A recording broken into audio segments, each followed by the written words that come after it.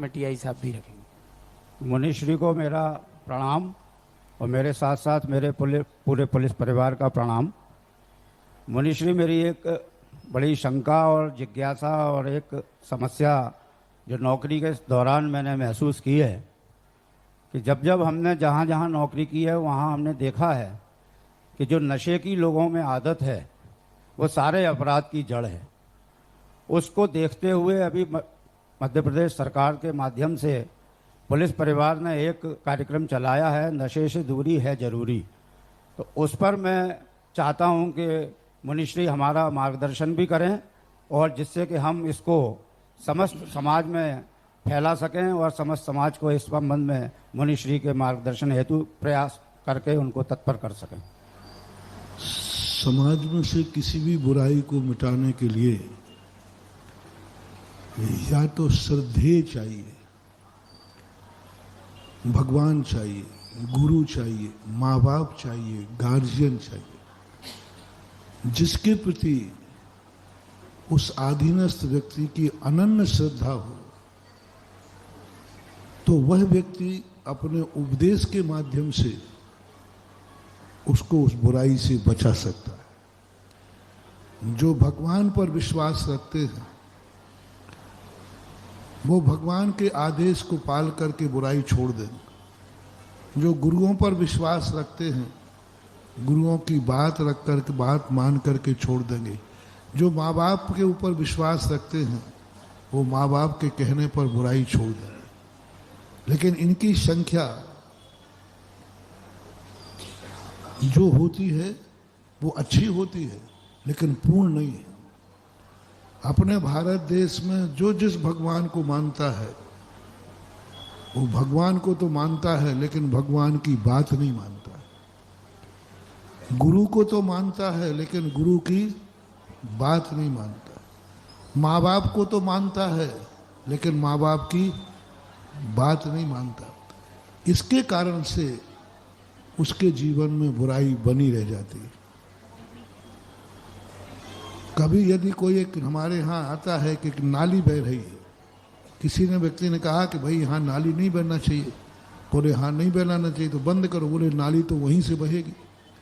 तो भाई पंचायत बैठा लो, गुरु से पूछ लो, इनकी बात तो मानोगे? अरे ये तो भगवान होते हैं, इनकी कौन बात नहीं मानेगा। महाराज कह देंगे फिर तो ये नाली बंद कर दोगे, तो भगवान महाराज को मानते हो कि नहीं? हाँ मानता हूँ, महाराज तो भगवान है, उनकी बात सही है, बिल्कुल 100% सही। तो उनकी बात सिरोधारी करोगे? अरे उनकी बात सिर माथे, लेकिन नीचे नोट लगा दिया नाली वहीं से बहेगी।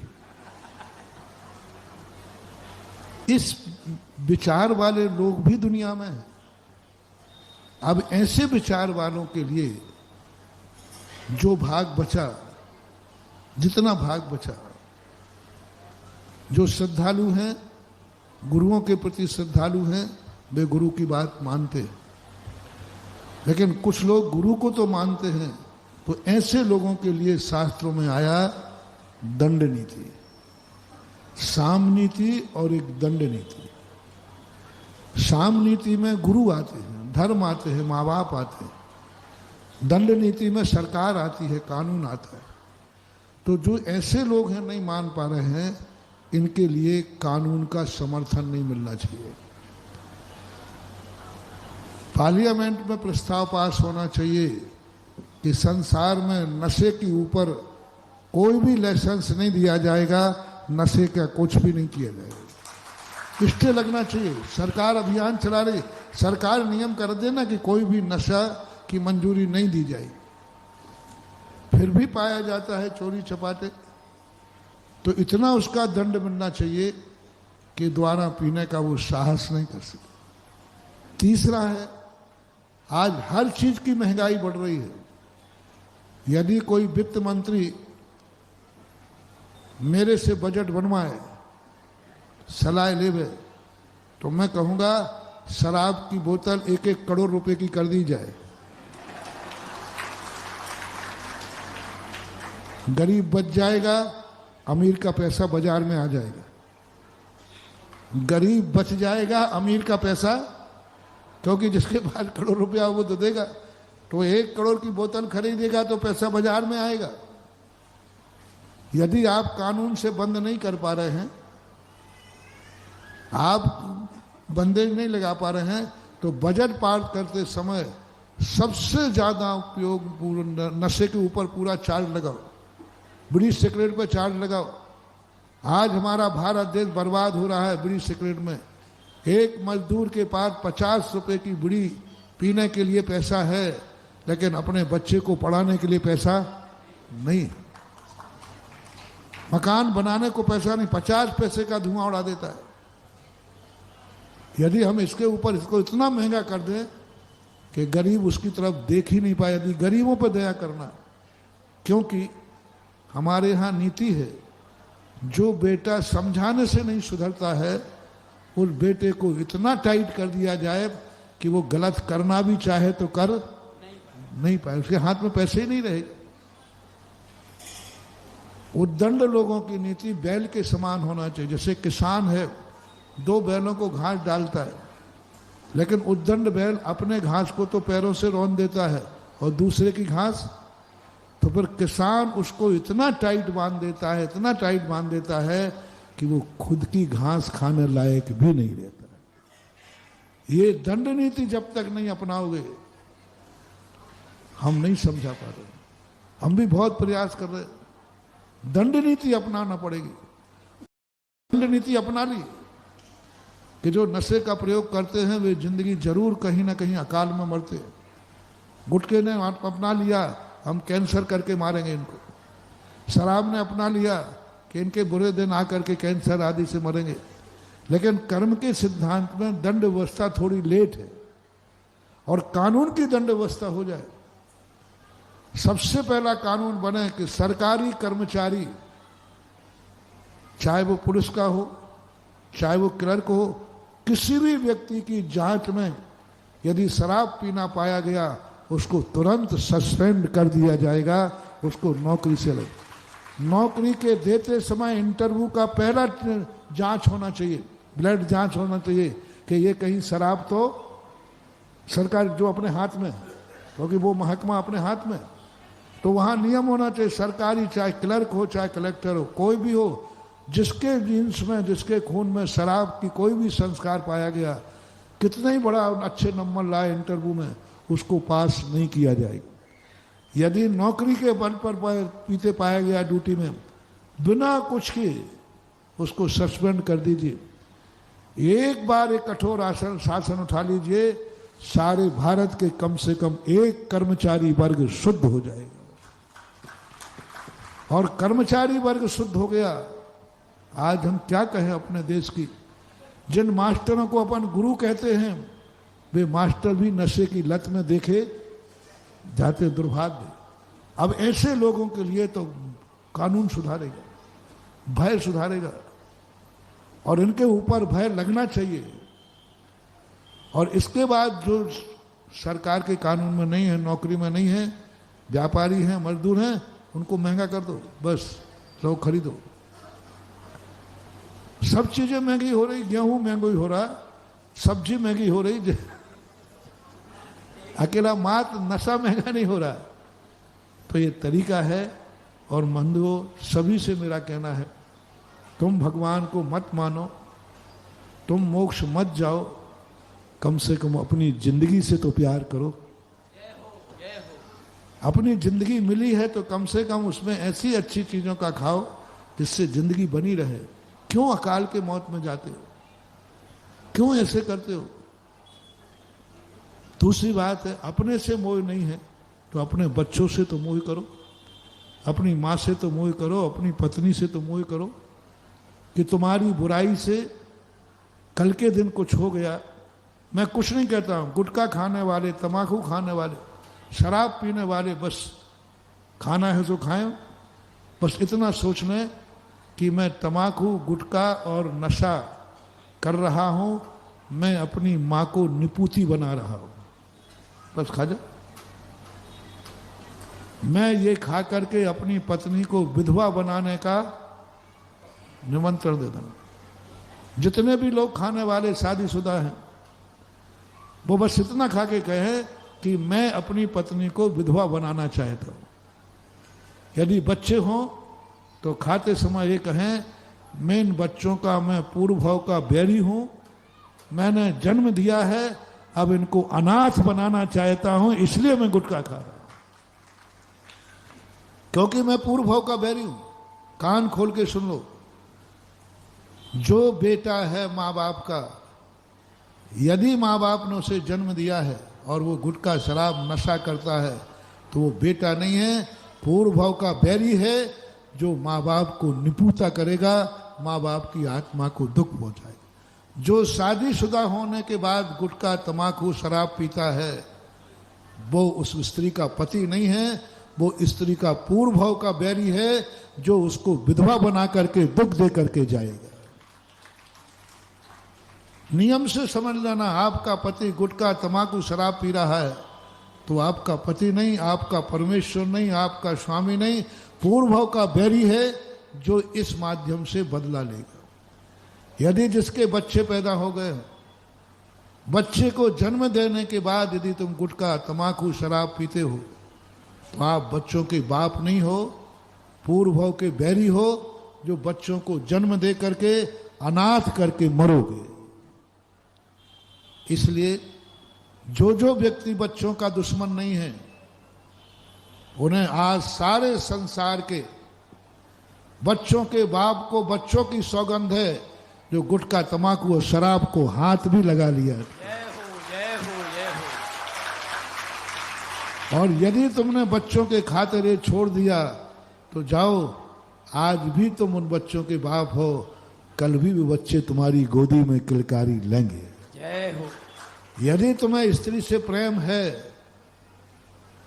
तो कम से कम ये अपनी अपनी स्त्रियों की सौगंध ले ले कि हम गुटखा तमाकू इसलिए नहीं खाएंगे क्योंकि मुझे अपनी पत्नी से प्रेम है। और जो पत्नी को रहते हुए भी कहे नहीं, वो विधवा हो गए तो 100 बार हो जाए, वो दुख उठाए तो 100 बार उठाए, मैं तो शराब, मैं तो गुटखा, तो ये लोग कान खोल के सुने। ऐसे लोग जाकर के उसके तो बैरी हैं ही, और मर करके कर्म फिर इनको हिजड़ा बनाता है कि जाओ अब तुम ऐसी पर्याय में रहोगे कि तुम स्त्री के पति बनने लायक ही नहीं रहोगे, क्योंकि तुम्हें मालूम है कि ये दुर्घटना हो सकती है। ऐसे ऐसे लोग हमारे घर में आते, हमारे पास आते, कैंसर हो गया, ये हो गया, नाली में पड़े हैं, बच्चे अनाथ हो रहे। और सबसे बड़ा है हमारे यहाँ मजदूर वर्ग की। मैं सदा कहता हूँ कि संसार में यदि किसी की 1 नंबर की कमाई है तो वह मजदूर की कमाई है। कर्मचारी की तो है ही, लेकिन मजदूर की तो स्पष्ट 1 नंबर की कमाई। जैसे अपन कहते हैं ना खून पसीने की कमाई, तो मजदूरी की कमाई खून पसीने की है। खून पसीने की कमाई जब वो घर ले जा करके और गलत कार्य में जाता है तो मुझे बहुत वेदना होती है। कोई डाकू पी ले, कोई जुआरी पी ले, कोई जेब कट पी ले तो बात अलग है, ये कमाई तो तेरे पसीने की है। कम से कम पसीने की कमाई तेरे खून का बच्चा है, उसके लिए जाकर के दे, और उसको ऐसा बना कि मैंने अपनी जिंदगी में मजदूरी की है, लेकिन मैं अपने पसीने की कमाई से बेटे को मजदूर नहीं होने देंगे, बेटे को हम बहुत अच्छा ऑफिसर बनाएंगे, बहुत पढ़ाएंगे। ये ध्यान मजदूरों में आ जाए। सारा मजदूर वर्ग को जितना वेतन मजदूरी करते हैं, सारा पैसा नशे में जा रहा है। एक छोटा सा संस्मरण आपने कहा, इस प्रसंग आ गया कि मैं एक चौके में आहार करके आया। वो पुजारी था, बहुत पहले की घटना है, 91 के लगभग। उसका वेतन था 1800 रुपये। पुजारी था मंदिर का। मेरा आहार हुआ, अच्छा आहार कराया, ठीक कराया। मैं ऊपर चढ़ के आ रहा था। उत्तर प्रदेश में एक देवगढ़ है, वहाँ एक मजदूर हाथ पर रोटी लिए था और उसके ऊपर एक कच्चा आम रखा था। वो आम भी वहीं से गिरा था, तो उसने हमारे सामने उठा करके और मुँह से खाने लगा, रोटी खा रहा। मैं देख करके मुझे बहुत तकलीफ हुई। हमारे देश में इतनी गरीबी हमारे देश में। उसी दिन मुख्यमंत्री को आना था, कल्याण सिंह मुख्यमंत्री थे। मैंने कि आज मुख्यमंत्री की खैरियत नहीं है, क्योंकि हमारे देश के ये हाल है। अरे हम भी हाथ में खाते हैं लेकिन इतना रूखा तो नहीं खाते। फिर मेरे मन में भाव आया कि मैंने उनको बुलाया, मजदूरों को। मैंने कि भैया आप लोग सब्जी नहीं खाते? बोले महाराज हमारी किस्मत में।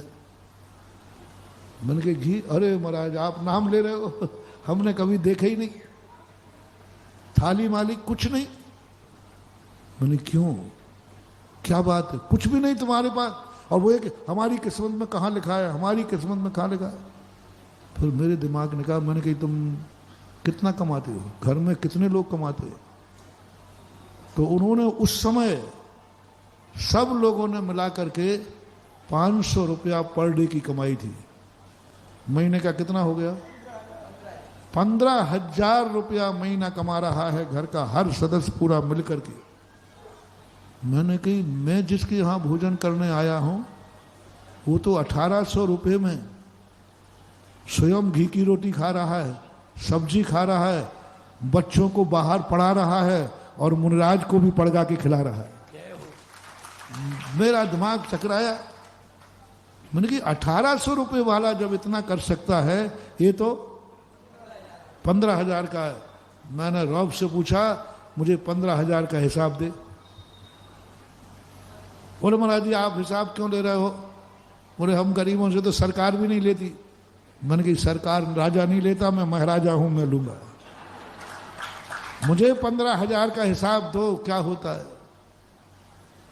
जो उन्होंने कहानी सुनाई महानुभाव, मेरा रोम रोम कांप गया। एक 1800 रुपया वाला नशा से रहित होने के कारण उसके घर में कोई नशा नहीं करता, कोई गुटखा तंबाकू बीड़ी सिगरेट का खर्चा नहीं। 1800 रुपये में 10 लोगों को पाल रहा है, बच्चों को पढ़ा रहा है और महाराज को भी। और तुम 15,000 कमा रहे हो, उसके बावजूद तुम्हारे पास खाने को नहीं। उसके बाद भी तुम्हारा, उसने जो पूरी कहानी सुनाई कि हम शाम को हमारा पूरा परिवार पीता है, हम इस प्रकार करते, थोड़ा बहुत बचता है तो पत्ती खेल लेते हैं, कुछ होता है जो भी होता हो। महानुभाव सारे आज प्रसंग के अनुसार सारे जगत को मजदूरों के नाम पर, मजदूरों से मुझे बहुत प्रेम है, इसलिए कि तुम्हारी कमाई पसीने की है।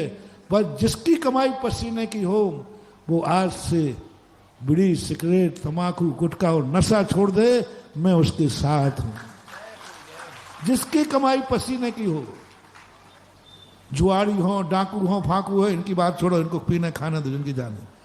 लेकिन जिसको मालूम है कि हमारा पैसा पसीने का है, हमारा पैसा मेहनत का है, वो अपने पैसे को अपनी जिंदगी के लिए और अपने परिवार के लिए खर्च करे।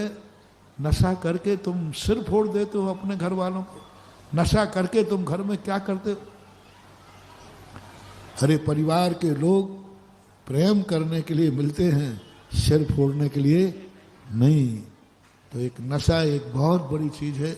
तो आज मैंने नशे के संबंध में प्रश्न आया तो मैंने उन लोगों के लिए भी कहा जो धर्म को मानते हैं, गुरु को मानते हैं, भगवान को मानते हैं। वो गुरु के नाम से, भगवान के नाम से, माँ बाप के नाम से नशे का त्याग कर दे।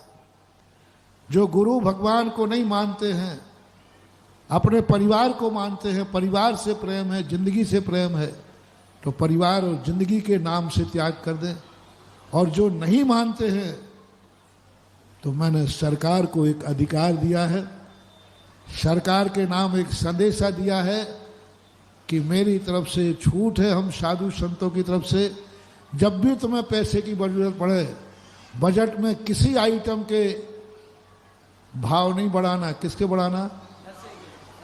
शराब के, बीड़ी सिगरेट के दाम बढ़ाना। बड़े आदमियों का पैसा यदि अय्यास हुआ तो वो बाजार में आ जाएगा और गरीब उस तरफ देख भी नहीं पाए। और तीसरा जो कारण सबसे बड़ा बताया कि सरकार विधानसभा में बैठकर पास करे कि जो कर्मचारी इंटरव्यू देगा, जो विधायक चुनाव लड़ेगा, उसकी सबसे पहली शर्त होगी कि वह नशा से मुक्त हो। जो चुनाव आयोग होता है ना, चुनाव आयोग में प्रस्ताव पास हो जाए कि वही व्यक्ति पंचायत से लेकर के, पंचों से लेकर के, आज नगर पालिका ही बैठी है ना, अपने नगर पालिका के पार्षद लोग सब अपने ही लोग तो हैं, पंच हो, सरकार, पार्षद हो, कोई भी चुनाव लड़ा जाएगा उसमें सबसे पहली शर्त होगी कि वह नशा से मुक्त होगा।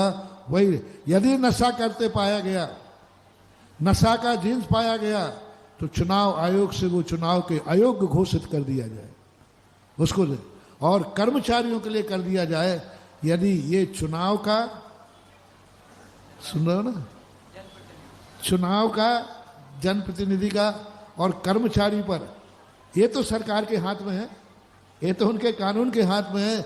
यदि दो चीजों पर कानून प्रस्ताव पास हो जाए तो हमारा भारत बहुत प्यारा है। हमारे भारत का हर बच्चा के हाथ में शराब की बोतल नहीं, दूध का गिलास होगा।